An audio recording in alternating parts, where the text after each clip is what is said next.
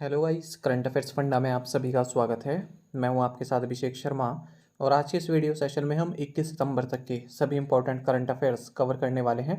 हमेशा की तरह आप इस वीडियो को अंत तक जरूर देखिएगा। आज भी आपको काफ़ी कुछ जानने के लिए मिलेगा। साथ ही गाइस, इस सेशन को शुरू करने से पहले आप सभी को बताना चाहूँगा, यदि आप हमारे daily current affairs PDF, weekly PDF, monthly PDF और हर महीने के banking and economic awareness PDF चाहते हैं तो करंट अफेयर्स फंडा का 1 ईयर मेंबरशिप प्लान आप ज्वाइन कर सकते हैं, जिसका लिंक आपको वीडियो के डिस्क्रिप्शन में या फिर फर्स्ट कमेंट में मिल जाएगा। आपको बता दें, इस 1 ईयर मेंबरशिप प्लान के तहत जितना भी हमारा पीडीएफ कंटेंट है वो हम आपको 1 साल तक के लिए प्रोवाइड कराते हैं, जिसे आप डाउनलोड कर सकते हैं, प्रिंट आउट भी निकलवा सकते हैं। इसके लिए चाहे तो आप करंट अफेयर्स फंडा ऐप को यूज़ कर सकते हैं या फिर अपने लैपटॉप या सिस्टम की मदद से वेब लॉगिन भी कर सकते हैं।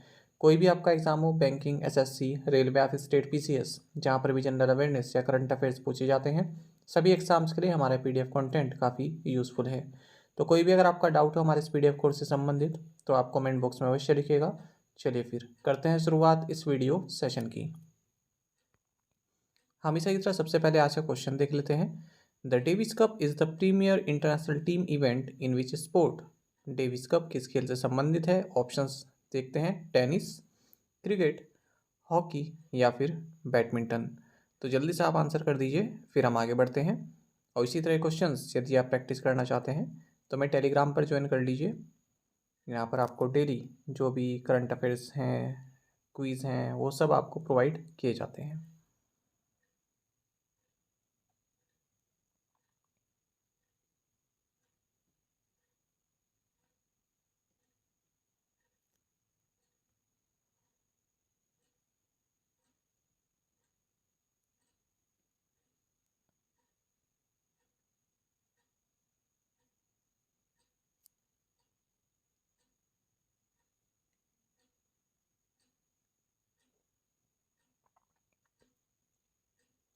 What is the theme for 2023 International Day of Peace on 21st September?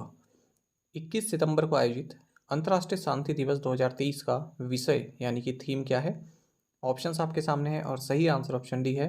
Actions for piece, our ambition for the global goals.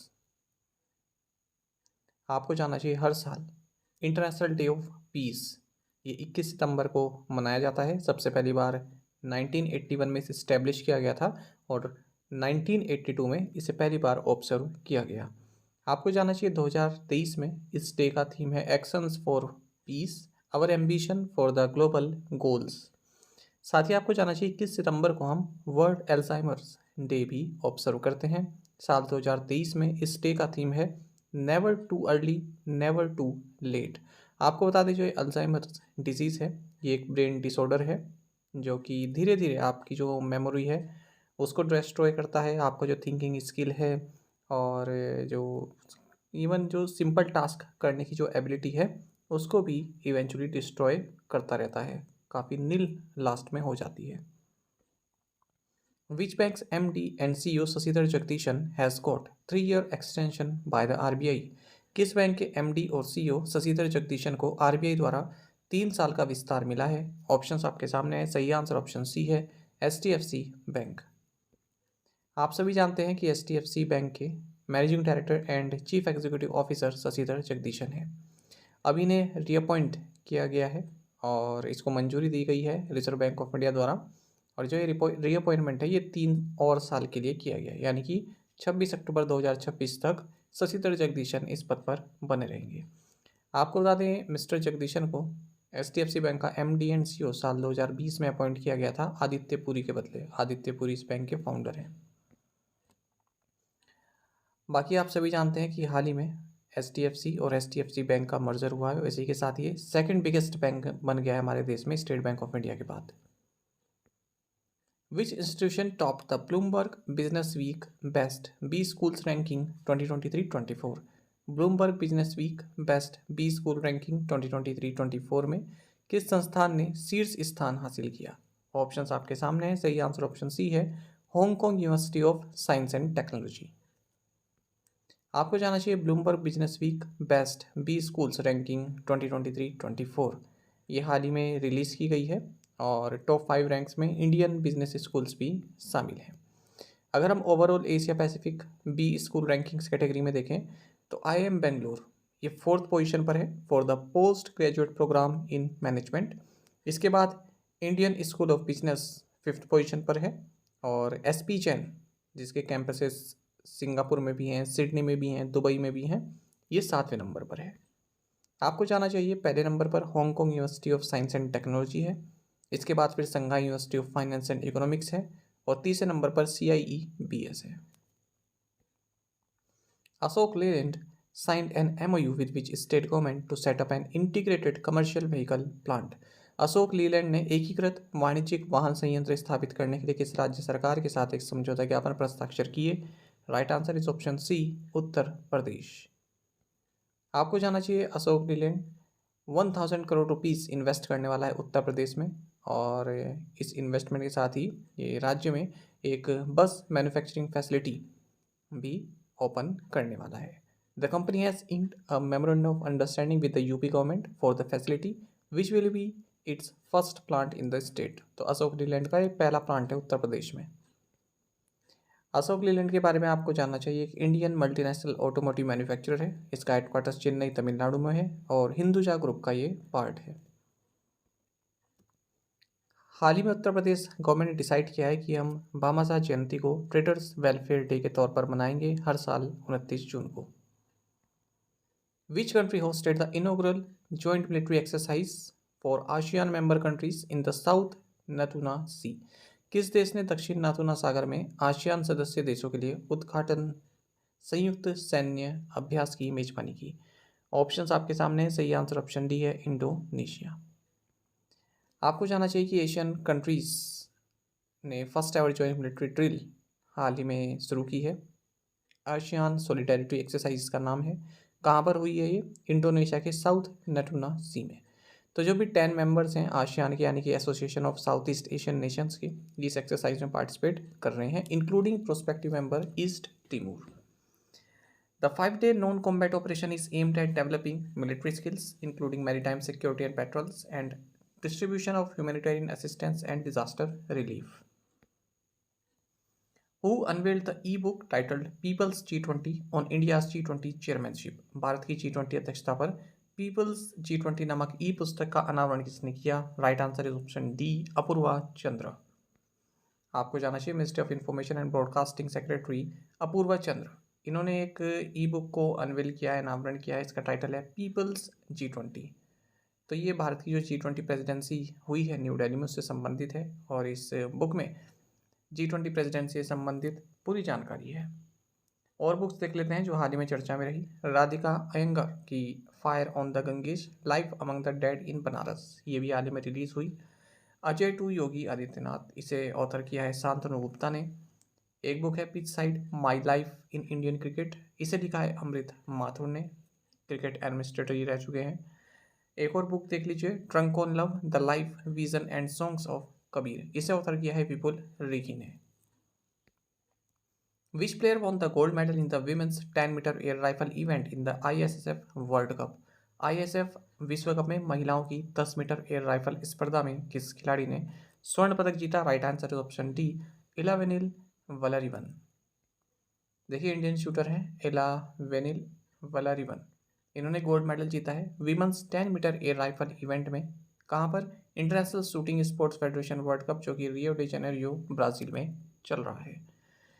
एक और इंडियन राइफल शूटर निश्चल, इन्होंने सिल्वर मेडल जीता है इसी वर्ल्ड कप इवेंट में, और किस कैटेगरी में? वीमेंस 50 मीटर राइफल 3 पोजीशन में। The OECD has raised India's GDP forecast for 2023-24 to what percent from 6% projected earlier? OECD ने 2023-24 के लिए भारत के सकल घरेलू उत्पाद का पूर्वानुमान पहले अनुमानित 6% से बढ़ाकर कितने प्रतिशत कर दिया है? Right answer option C, 6.3%। आपको जाना चाहिए OECD यानी कि organisation for economic cooperation and development, इन्होंने इंडिया का जो GDP gross domestic product forecast है 2023-24 के लिए 6.3% किया है। पहले इन्होंने 6% बताया था, लेकिन जो फिजिकल 24-25 के लिए GDP ग्रोथ बताई है उसको डाउनवर्ड कर दिया है, 6% कर दिया है, पहले 7% बताया था। तो 23-24 के लिए 6.3 और 24-25 के लिए 6%। साथ ही इन्होंने ग्लोबल इकोनॉमी के बारे में फोरकास्ट की है, कहा है कि 2023 में ग्लोबल इकोनॉमी प्रतिशत यानी कि 3% से ग्रो करेगी, जबकि इन्होंने जून में 2.7% पहले बताया था, यानी कि फोरकास्ट को बढ़ाया है। वहीं इन्होंने 2024 के लिए जो ग्लोबल ग्रोथ है उसको जो है स्लो डाउन किया है, 2.7% बताया, पहले 2.9% बताया हुआ था। OECD का हेडक्वार्टर्स पेरिस फ्रांस में है। वहीं आपको जाना चाहिए S&P ग्लोबल मार्केट इंटेलिजेंस, इन्होंने फिजिकल 24 के लिए भारत की जो GDP फोरकास्ट है उसको 6.6% कर दिया है, पहले इन्होंने 5.9% बताया था। Who has been awarded Singapore's Lee Kuan Yew Exchange Fellowship for his distinguished contribution to public service? हाल ही में किसे सार्वजनिक सेवा में विशिष्ट योगदान के लिए सिंगापुर की Lee Kuan Yew exchange fellowship सम्मानित किया गया है? Right answer is option D, Himanta Biswa Sarma. आपको जाना चाहिए असम चीफ मिनिस्टर हिमंत बिस्वा शर्मा, इन्हें Lee Kuan Yew exchange fellowship जो है प्रदान की गई है पब्लिक सर्विस में इनके कंट्रीब्यूशन के लिए। आपको बताने की जो फेलोशिप है ये ली क्वान यी जो कि सिंगापुर के फाउंडिंग प्राइम मिनिस्टर, इनके ऑनर में, इनके सम्मान में दी जाती है सिंगापुर के द्वारा। Which international week is being observe from September 18 to 24, 2023? 18 से 24 सितंबर 2023 तक कौन सा अंतर्राष्ट्रीय सप्ताह मनाया जा रहा है? Right answer is option C, international week of the def.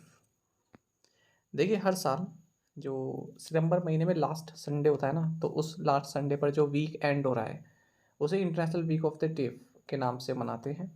और इस बार 2023 में ये 18 से 24 सितंबर के बीच ऑब्जर्व किया जा रहा है। वहीं जो सितंबर का लास्ट संडे होता है, सितंबर का जो लास्ट संडे होता है उस दिन वर्ल्ड डे ऑफ डेफ मनाया जाता है, यानी कि इंटरनेशनल डे ऑफ डेफ मनाया जाता है। इस बार जो लास्ट संडे 24 सितंबर को है।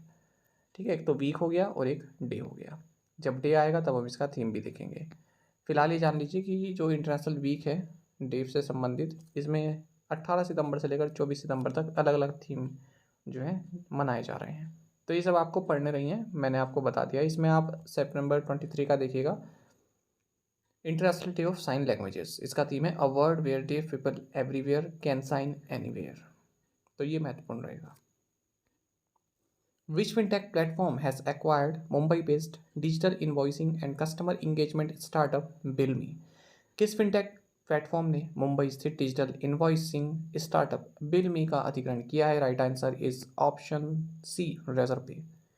आपको जाना चाहिए मर्चेंट सर्विसेज प्रोवाइडर रेजरपे, इन्होंने डिजिटल इन्वॉइसिंग स्टार्टअप बिलमी को एक्वायर कर लिया है। बिलमी की स्थापना 2018 में हुई थी, मुंबई बेस्ड ये कंपनी है और it helps merchants send digital bills to customers, तो डिजिटल बिल्स बेचती है कस्टमर्स को।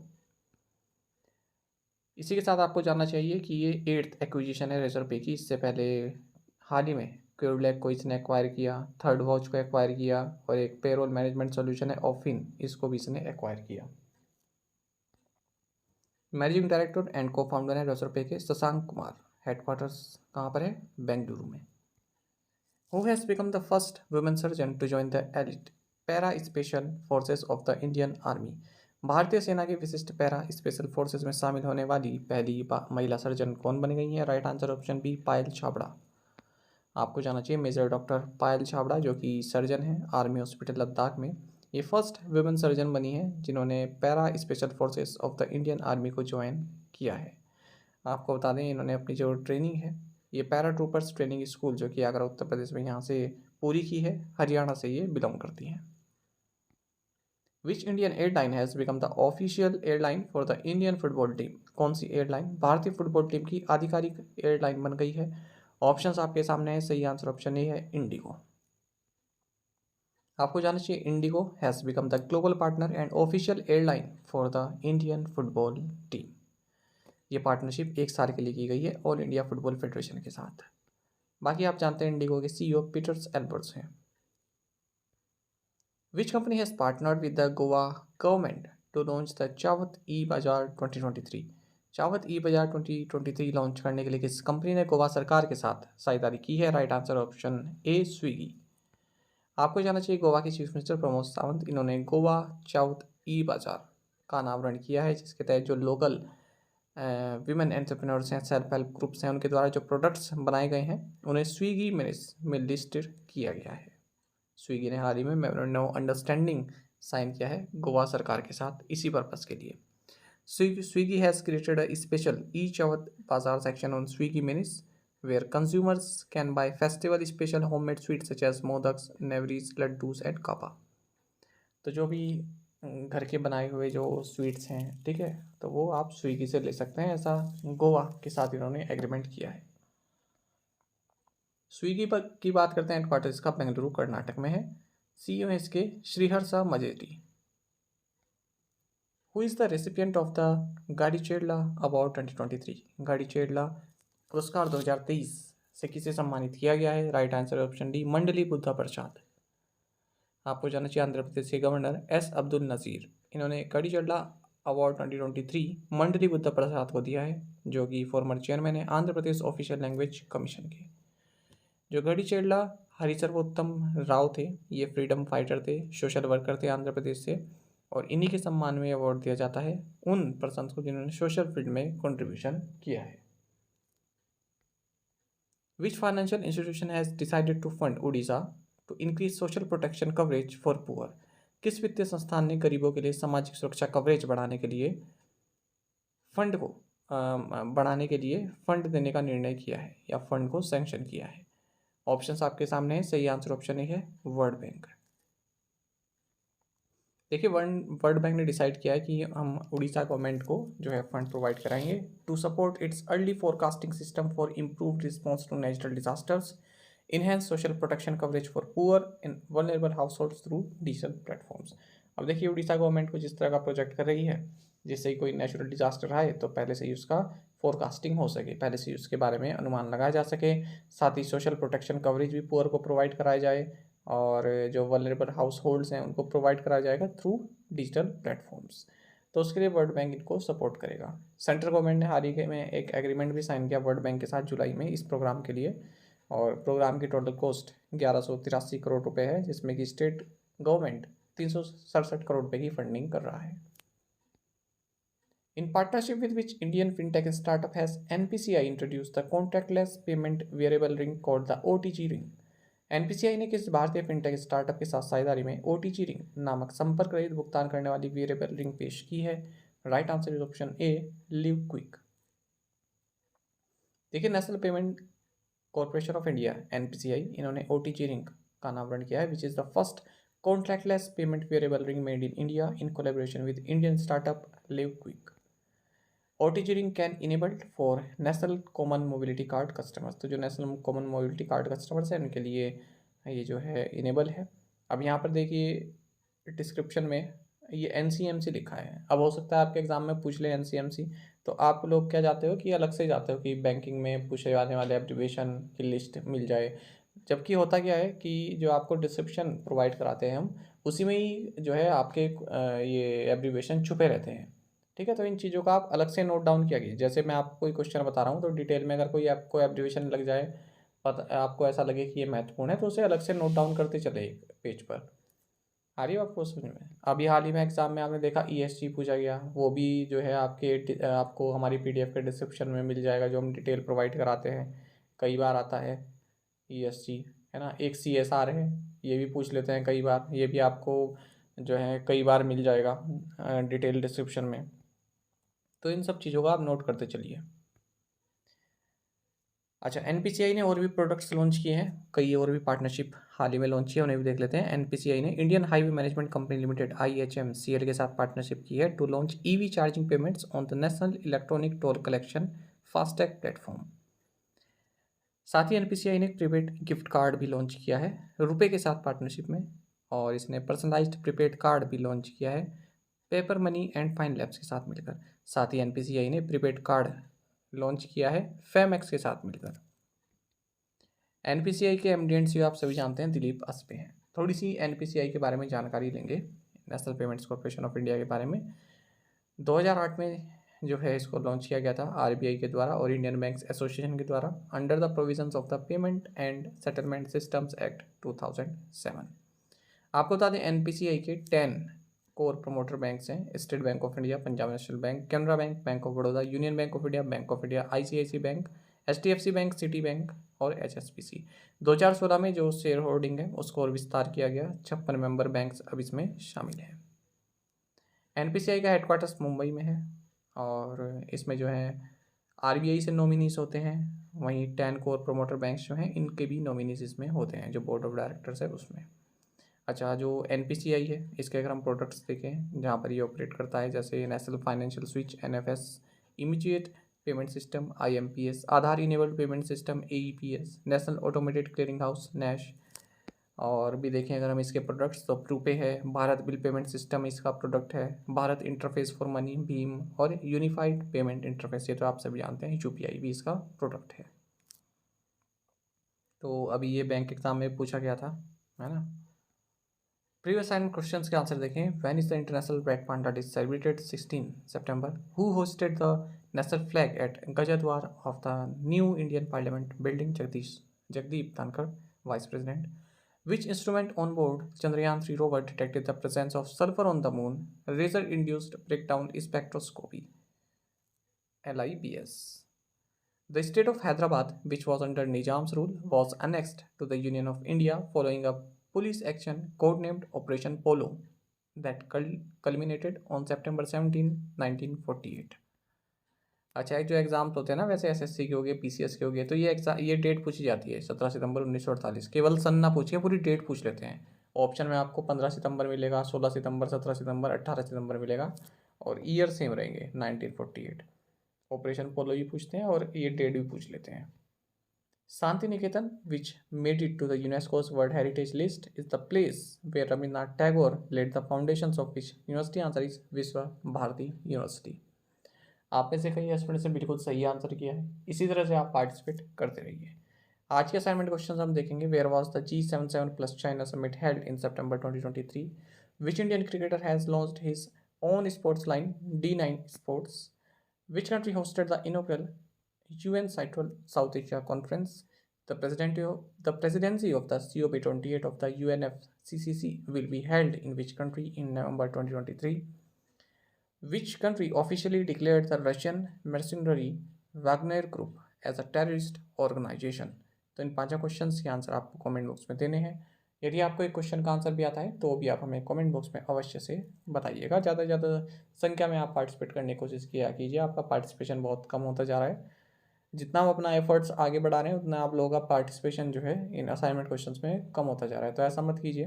पहले कई पुराने बच्चे थे जो करते थे कमेंट, अब उनके भी सिलेक्शन हो गए हैं, वो लोग भी चले गए हैं। तो अब आप लोग जो नए आ रहे हैं, आप लोग इस चीज़ को आगे बढ़ाइए, असाइनमेंट क्वेश्चंस को आंसर कीजिए, ठीक है। साथ ही करंट अफेयर्स फंडा को आप टेलीग्राम पर भी ज्वाइन कर सकते हैं। यहाँ पर रेगुलर वीडियो अपडेट्स और करंट क्विज़ेस हम आप सभी के लिए डालते रहते हैं। साथ ही डिस्कशन ग्रुप में आप किसी भी क्वेश्चन का सोल्यूशन पा सकते हैं। दोस्तों, अब हमारे करंट अफेयर्स की प्लेलिस्ट दी गई है, इसको आप जरूर देखें। अपने दोस्तों के साथ, फेलो स्टूडेंट के साथ हमारे करंट अफेयर्स को आप शेयर जरूर करें। आज का ये सेशन आपको कैसा लगा आप कमेंट बॉक्स में अवश्य बताइएगा। Thank you guys.